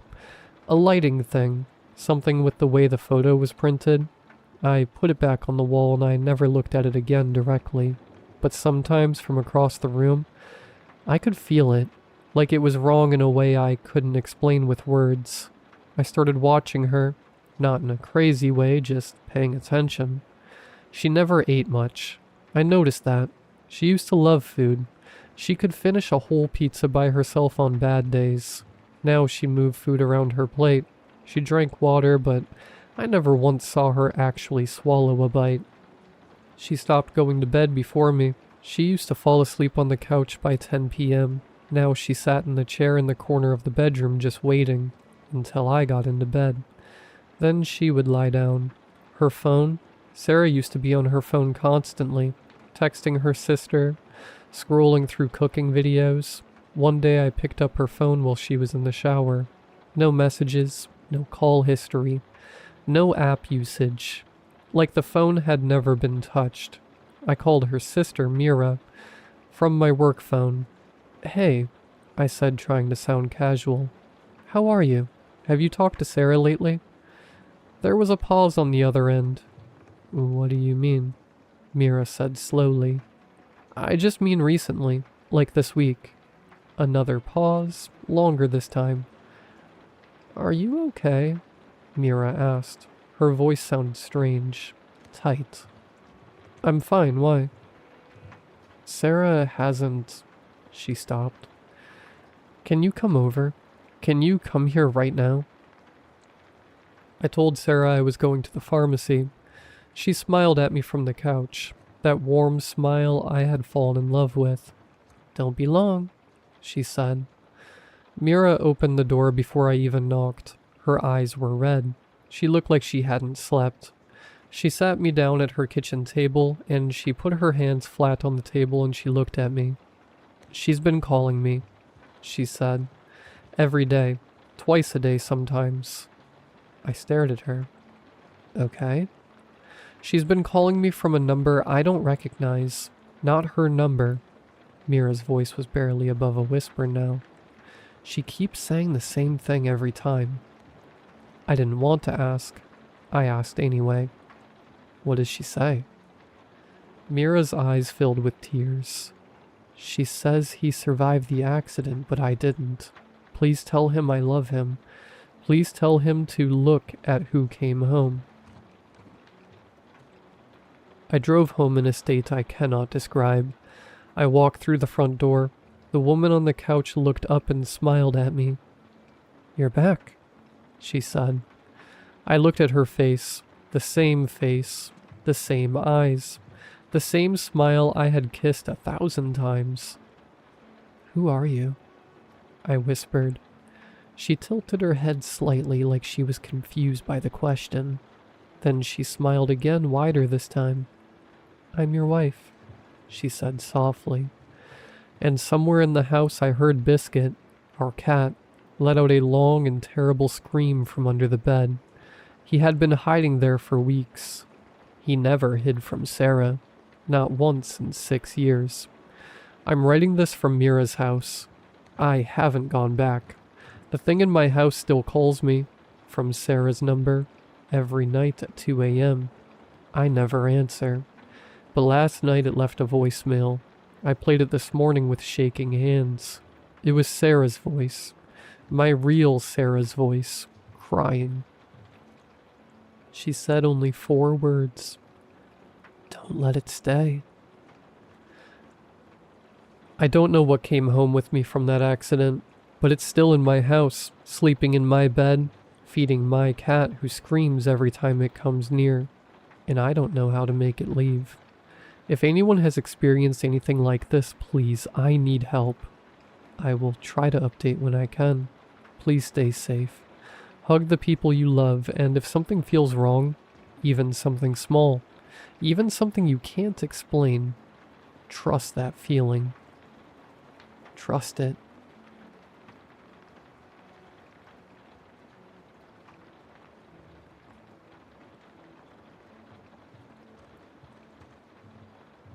Hey, Chris here.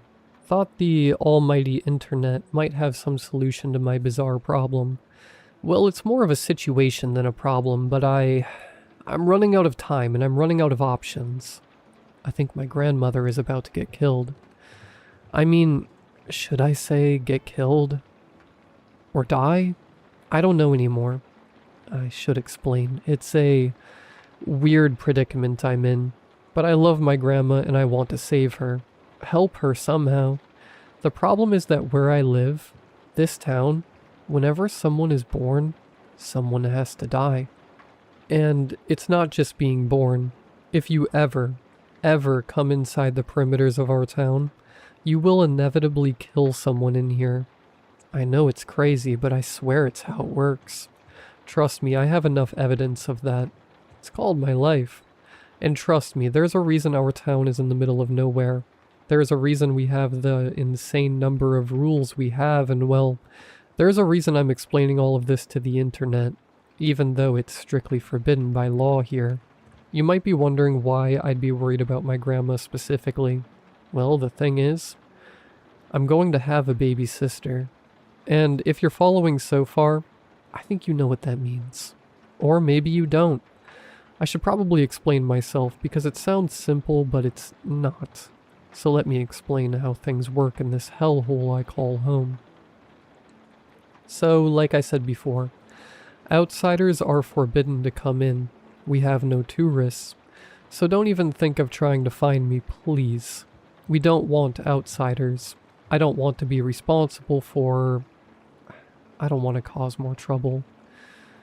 We don't even let the people who carry our food and supplies to come in. It's all done with some weird long mechanical tunnels. So there's some basic rules around here.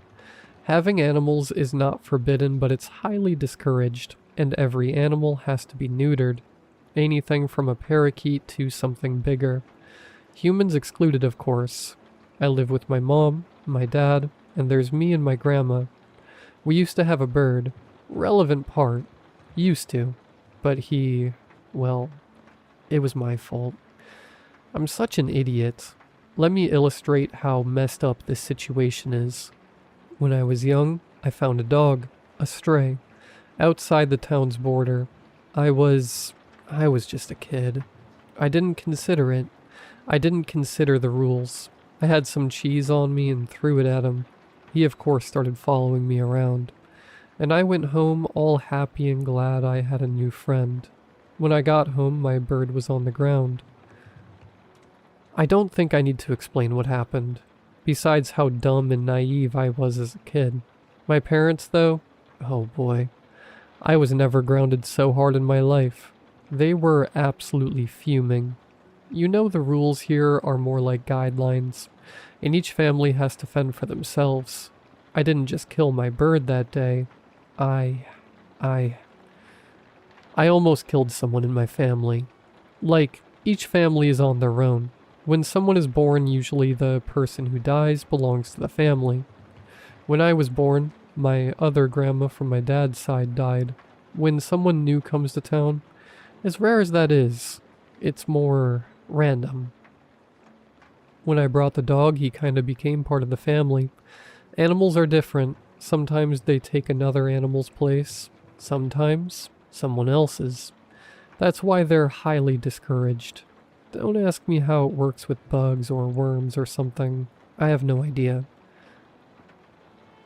We still have that dog. I guess we have to. So yeah, this isn't just some quirky little fun scenario for me. It's quite literally life and death. That's why I'm scared. I know what's going to happen. Oh, and by the way, I'm not scared for myself. I know my grandma is next. The older you are in the family, the more likely you are to be picked. It's almost guaranteed. Otherwise, it would be total chaos. So yeah, that's why I can't leave town. That's basically saying goodbye to my parents forever. Everyone in town has to stay, or we essentially get replaced. Which also means I can't really leave to take my grandma's place. Then I'd be gone forever. And maybe my grandma still dies. My sister is born and then some stranger takes my place. I love my family. I don't want to go. And I don't want to deprive them of their son. I don't want my sister to just replace me. But I want to save my grandma somehow. Or at least find some loophole or something. That's why I'm asking for help. Maybe you don't believe me. Let me give you more proof. I told you already, when I was born, my other grandma died. Everyone got upset in my family, but it's what's expected, I guess. Not my grandpa, though. He hated my guts after that. He was really rough with me. I remember him taunting and teasing me, saying one day he would have another kid and then I'd die. Or one time he took me to the border of town and kept pushing me near the lines so that I was almost out. He kept yelling at me. "What are you scared of, huh? Scared you're gonna fall?" God, I hated that man. The way he died was a joyous one for me. I know what you might be wondering. How did he die? He died of old age. We're not immortal here. That would be silly. The man was 95 years old and a chain smoker. That's not the bizarre part, however. There was a gruesome death in our town some years ago. A man had a girder hit him in the head and killed him straight off. I was one of the people who witnessed it. It messed me up. A lot.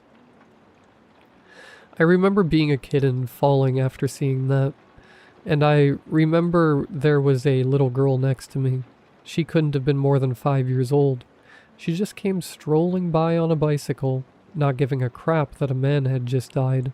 She just passed everyone and passed near me. I'll never forget what she said to me. "What are you scared of? Scared another one is going to fall on you?" I'll never forget her squeaky voice as she rode off in her stupid red bike. I hated that kid. Oh, the man hit by the girder. That's a whole other story. Apparently, everyone in town knew. The man who died, well, he cheated on his wife. And I'm pretty sure the day the kid was born, well, that's the day. The day I saw the girder hit his head and take his lower jaw clean off. He died on the spot, but everyone around, everyone near him, they didn't care. No one cared. It was like karma. Like everyone saying, you deserve it. People in this town are brutal. You obviously can't just have kids. Not out of wedlock and not out of city planning. Our version of Planned Parenthood is quite literally planned. You can't just have kids willy-nilly. There's rules. There's another story I recall of a man who did some, well, things I can't describe on the internet if I don't want to get banned, to his daughter. As soon as the town found out, they hanged him. Yes, we hanged him. Well, not me, I was just a kid, but this place, there's something different about it. It's old. It's sacred. Harming someone else like that, it's like doing that crime times 100. That's what my mom used to say when I was a kid. If you harm someone in town, you're harming everyone. I'm not sure what that means, but at this point, I don't want to think about it too much. I want to retain some of my sanity. And that's not what's weird about this story. When I was older, some of the even older kids told me what else the adults did. Like when the man who was hanged died, they say a stray dog walked into town. Fairly standard stuff, I guess. Thing is, the townspeople took that dog and killed it too. I hate violence towards animals, but they said they had this rage about them, like they knew something. Maybe there was something wrong about that dog, but it didn't end there. Once the dog died, a cat came to town. They killed it too. Then a possum, then a rat, a smaller mouse, a bird, and, well, that's it. That's as much as the older kids told me. They said one other thing that disturbed me a bit. They said afterwards they gathered together and ate every single animal they killed. Cooked, of course. Not that I'd have much interest in eating a cooked rat, I guess. I'm not really sure what happened after that day. Some people tell me the town used to have 1,000 people before that. I heard other rumors that there's something locked up in the basement of the mayor's office, serving some punishment. I'm not sure. Even after I became an adult, they wouldn't say. It's a sort of town secret. It doesn't really matter. You get my drift. Now you understand what's the deal with this place. I'll leave you with one more story if you don't believe me. There was a car crash some years ago. Pretty nasty stuff. 10 people died. Big tragedy for us. I'm not sure I believe what they say, but I was told that day a woman who was going to have a kid actually had quintuplets. The insane part is that she died. Right afterward, 4 people wandered into town. Said they'd been lost in the woods for weeks. We took them in and they became residents. One of them is a nice lady who makes the best pecan pies. You might be thinking, aha, it's not 999 people anymore. Well, the thing is, I sort of lied. The initial report said 10 people died, but that's not true. 2 of them survived. If you can call it surviving. Those people, those 2, what happened to them? Their faces, their bodies? It's no way to live. It's like they're being forced to stay alive. I don't want to talk about them, to be honest. So now you understand what's at stake. If someone dies, someone has to take their place. And when someone is born, well, someone is going to die. Someone in the family. Wait, hold up. My mom is yelling for me. Update. I have to go to this hospital. I'll talk to you later. Edit. Hey guys. I guess I was too late. My mom's water broke and the doctor said the baby is coming sooner than we expected. I seriously messed up. I thought I had another month. It's been a few days and I've talked to my grandma a lot in the meantime. I'm at the hospital writing this, waiting for my baby sister. At least my mom thinks it's a girl. I didn't mention this, but my mom is more traditional. She didn't get a lot of ultrasounds. She just let the baby develop naturally. I guess she's confident the baby is fine. Makes sense in this town. I exhausted all other options. I'm scared about what's going to happen. My grandmother is at peace with what's to come, but it's just So unfair. I really wish I could help her. Thanks for trying, guys, even though there was no time for suggestions. Wait, here comes the doctor now. He looks somewhat shocked. Why was he looking at me like that? I went to talk to the doctor. I can't believe this. I don't understand what's going on. My mom just had triplets.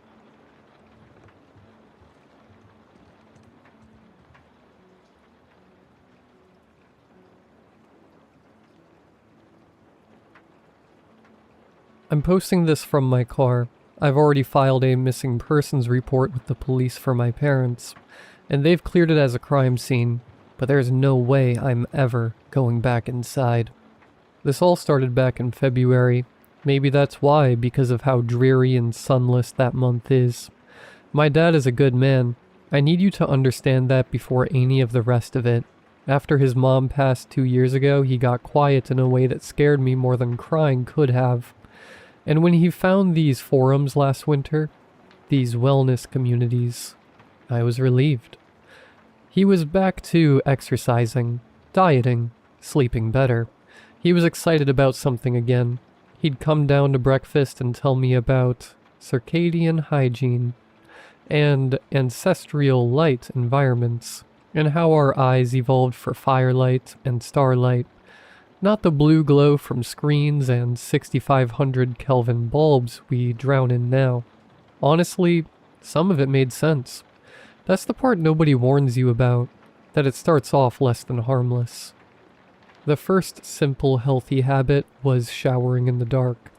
He read that artificial light at night wrecks your melatonin, and the bathroom was the worst offender. So we started showering with night lights for minimum light. I went along with it. I didn't have to read shampoo bottles anyway. My sleep even improved. Then it was no screens after sunset. The emitted light causes dark circles. This was a huge issue. My mom and I felt we shouldn't have to change our routines and give up creature comforts for his lifestyle choices. What sucked was he was understanding, and compromised to sequestering himself in rooms with no screens after sunset. It upset us. And eventually we cut back on our screen time just so he could spend more time with us. We ended up bonding more. Who could have guessed phones and streaming services separated families? Even after he changed all the bulbs in the house to the lowest Kelvin, he still refused to turn on a light unless it was absolutely necessary. It deeply irritated me and my mom, because he'd still use his laptop, on the lowest brightness setting with blue light blockers, however, to spend his days on the wellness forums, researching. He started talking at dinners about how even fire and candlelight was a compromise our ancestors wouldn't recognize. How the truly restored nervous system needs real dark, total dark, the dark of a cave, a womb, a place where your sunset melt into the environment and your edges blur. Your bodily systems balance out and synchronize, and you go back. We didn't have a response. That's where I should have said something, though. Anything. 2 weeks ago, he taped contractor bags over my bedroom window while I was at school. When I got home, he was proud. He showed me the seams, how he'd gotten it so that there wasn't a single pinhole. Cassie, I'm getting a 2 on the lux meter. 2? The guys on the forums are gonna love this. Staring at his phone, posting it. 3 days ago I came downstairs and tried to flip the kitchen switch. No 2000K melatonin improving infrared bulb. Gone. Every light bulb in the house was gone. He'd gone around with a stepladder and a trash bag and collected all of them. Even the one in the oven. Even the little one in the fridge that you'd have to break the door mechanism to reach. The bag was filled with shattered bulbs in the bin outside. I came back inside and found him reading the forums. Before he could open his mouth, I screamed at him. Thank God Mom had already gone to work. I screamed and cried and begged him to just please be normal. Please stop looking at his laptop while I talk to him. He just looked sad, like I had hurt his feelings over something he was proud of. He looked normal. He said he would fix things. and put everything back to how it was originally. He promised and hugged me. I went to school worried for him and Mom all day. A part of me truly believed I'd come home and the house would be bright, with clear windows and televisions blaring. During the day I tried to call my mom, hoping to prep her on the latest piece of insanity, but kept getting sent to voicemail. My vision stung driving into the sun on the way home, my eyes all too well chronically adjusted to the dark. I kept thinking about being so exposed in the light, and how my dad was right, that being in the dark made you lose your sense of bodily self. I wish I could have crawled under my blankets in bed, and let the feeling of sensory deprivation dissolve the knot in my stomach. When I got home, Mom's car was already in the driveway. The house looked like a bad dream, a perfectly normal exterior with flat black windows. I went inside, and even leaving the front door open did nothing to pierce the all-encompassing darkness. I went to the front window to tear the contractor bags with my nails, and winced as I scraped something hard and gritty. I shined my phone light and saw he had painted some kind of truck bed liner over the windows in thick layers. I turned to the interior. Dad? Mom? The phone flashlight was all I had. Living in darkness made it feel less like a beacon, and more like a trespasser. I checked all upstairs, calling for them. As I made my way back down near the kitchen, I froze. The basement door was open. I hadn't checked the basement yet.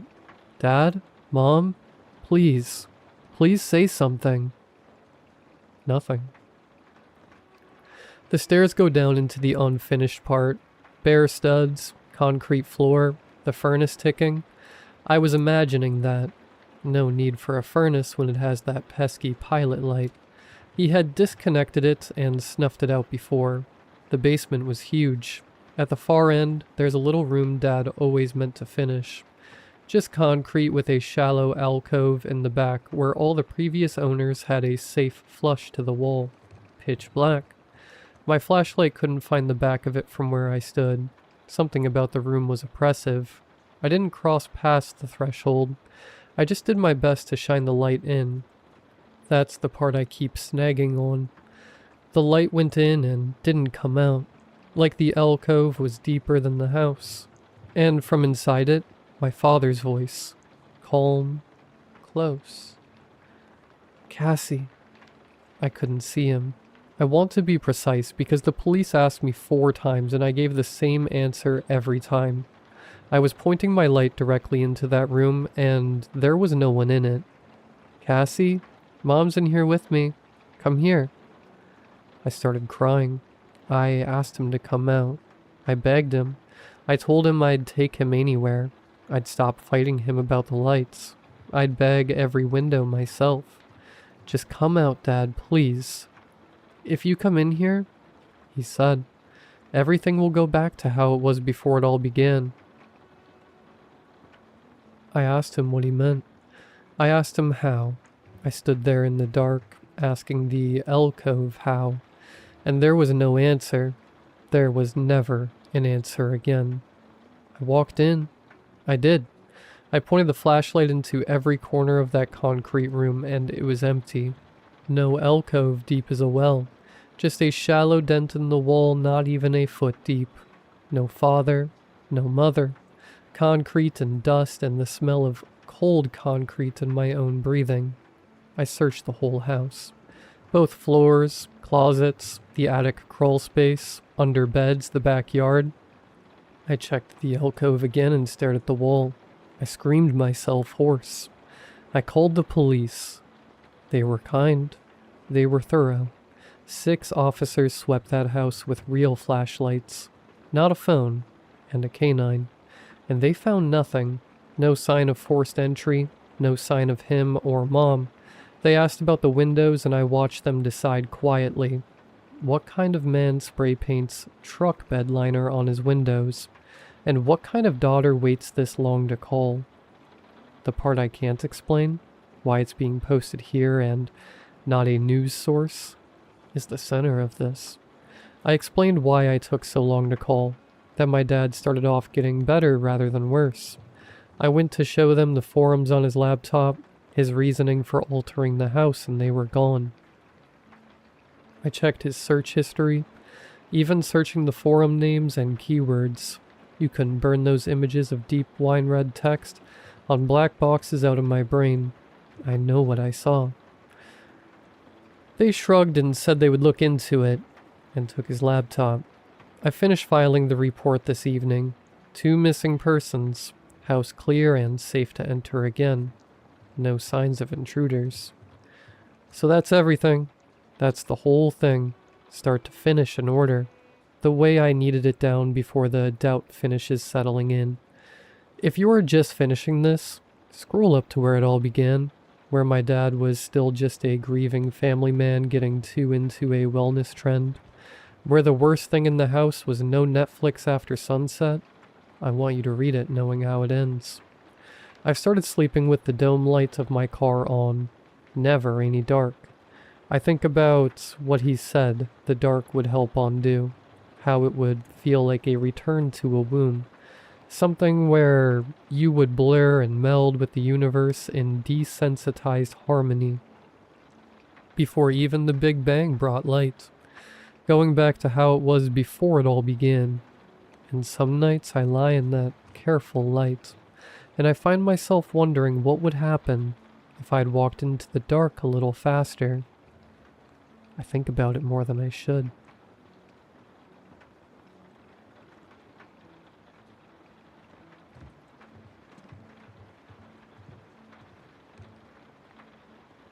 I got the security cameras for my 40th birthday. My wife said it was a stupid gift. She said we lived in a safe neighborhood. She said I was being paranoid. She was right, but I installed them anyway. The cameras cover the front door, the driveway, and the backyard. I check the footage every morning while I drink my coffee. It's become a routine, a habit. I don't even think about it anymore. I notice the figure on day 12. The backyard camera catches the whole yard, fence on both sides. A small shed in the corner, woods behind the fence. The footage from 3:11 a.m. showed something standing near the shed. I paused it, zoomed in. It was tall, thin, dark, just standing there, not moving. I stared at it for a long time. It didn't move in the footage. It didn't move on the live feed when I pulled that up either. I checked the footage from the night before. Same spot, same time, same figure. I checked the night before that. Same thing. I checked the entire week. Every night at 3:11 a.m., the figure appeared. It would stand near the shed until 4:03 a.m. Then it would disappear between frames. 1 second there, the next second gone. I didn't tell my wife. I told myself I was being paranoid. I told myself it was a trick of the light, a reflection, a tree branch. I told myself a lot of things. I started staying up. I'd sit in the dark living room with my laptop open, watching the live feed. Every night at 3:11 a.m. the figure would appear, just standing there, not moving, not looking at the house, just present. I started noticing things about it. It was always facing the same direction, not toward the house, toward the fence, toward the woods behind the yard. I wondered what it was looking at. I checked the footage from the other cameras, the front door, the driveway. The figure never appeared on those. Just the backyard, just near the shed, just facing the woods. I asked my neighbor about it. He's lived next door for 20 years. He said he'd never seen anything unusual. He said the woods had always been quiet. He said it with a look on his face that made me think he was lying. I asked my wife if she'd ever noticed anything in the backyard at night. She said I was spending too much time on those cameras. She said I needed to relax. She said it with a tone that made me stop asking. I didn't stop watching. I started marking the dates. Every night it appeared. Every night it faced the woods. Then I started noticing the changes. Small at first. Almost unnoticeable. On night 23, it was a foot closer to the fence. On night 27, its head was slightly tilted, like it was listening. On night 31, Its arms were stretched towards the woods, both of them, fingers extended, almost reaching. On night 39, it was standing at the fence line, right up against it, still facing the woods. I took a walk out there one afternoon. The woods were quiet, too quiet. No birds, no animals, just the sound of my own footsteps. I walked for about 20 minutes before I turned back. I didn't go into the woods again. The figure kept appearing, every night, different positions, different postures, but always facing the same direction, always facing the tree. Then last night, I checked the footage. 3:11 a.m. The backyard was empty. I scrolled back. The figure had appeared at 3:11 a.m. as usual, but at 3:41 a.m., it had turned. For the first time in all the footage I'd watched, it had turned. It looked toward the house, then it disappeared between frames. It never came back. I stayed up until morning. I watched the live feed. Nothing. I spent 3 hours staring at the footage from the night before. Then I noticed something I should have seen weeks ago. The figure never once looked at the house. Not even when the porch light came on. Not even when I walked into the yard one night, stupidly brave, and stood 20 feet from it. Not even when I shouted at it. Whatever it was watching wasn't here. I don't know why it left. I don't know what made it turn. I told myself it was a good thing. It was gone. The thing that had been standing in my backyard every night was finally gone. I should be relieved. I'm not relieved. I woke up this morning and checked the footage from last night.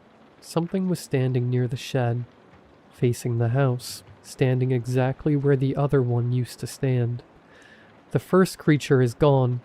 Something else took its place, and now it's looking directly at the room I'm sitting in. I rewound the video to see when it appeared. It was there at 3:11 a.m., but it started moving at 3:47 a.m., one step toward the house.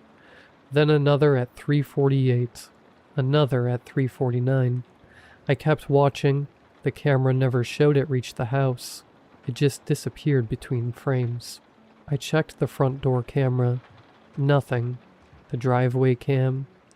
Nothing. Then I checked the backyard feed again. The shed was empty. The yard was empty. But something was standing directly in front of the camera, close enough that all I could see was a dark shape, looking into the lens, looking past it, looking at me. And for the first time since I bought these cameras, the image wasn't recorded footage. It was live.